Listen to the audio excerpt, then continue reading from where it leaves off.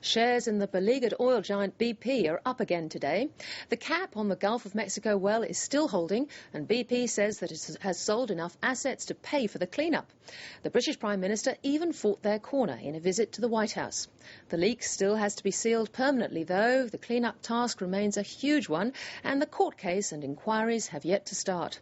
Well, to discuss this and more, I was joined a short time ago from London by Peter Hitchens, oil and gas analyst at Panmure Gordon.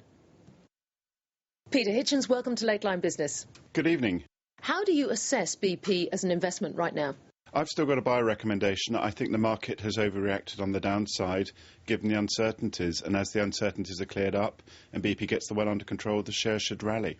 Indeed, do you think the tide has turned for BP with Prime Minister Cameron defending the company in Washington and the cap appearing to hold now?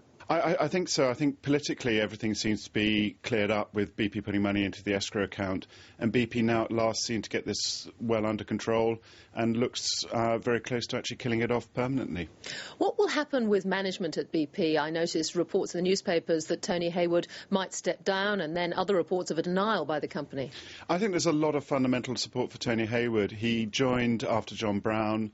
He's done a very good job trying to improve the reputation of BP, and unfortunately we've just got another sort of disaster on his hands. But generally I think he's very well regarded within the company, and I don't think he's going to be made as a sacrificial lamb. I think other people, perhaps the chairman, could be fired, but I think Tony Hayward's job is relatively safe at this stage.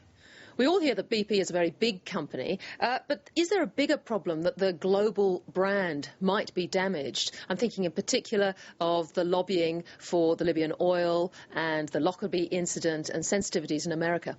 I think BP does have some problems, and we've seen this with Exxon after Exxon Valdez and Shell with Piper, the Brent Spar disaster.